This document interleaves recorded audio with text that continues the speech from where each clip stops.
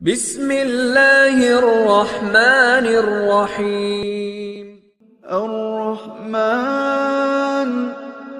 علم القرآن خلق الإنسان علمه البيان الشمس والقمر بحسبان والنجم والشجر يسجدان والسماء رفعها ووضع الميزان ألا تطغوا في الميزان وأقيموا الوزن بالقسط ولا تخسروا الميزان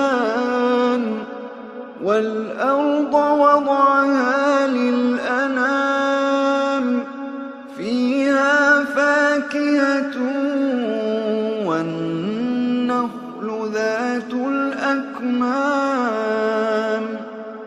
والحب ذو العصف والريحان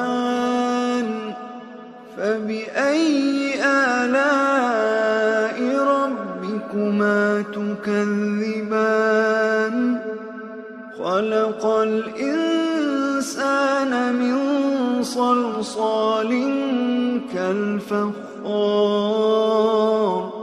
وخلق الجان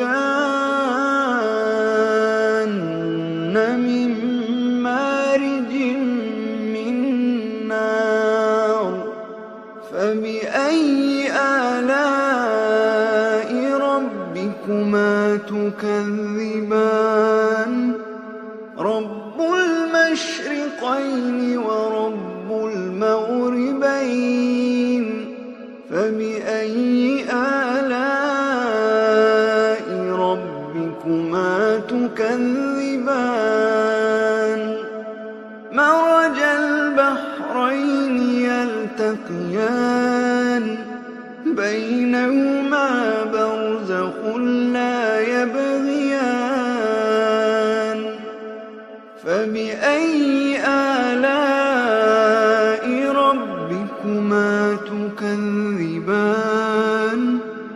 يخرج منهما اللؤلؤ والمرجان فبأي آلاء ربكما تكذبان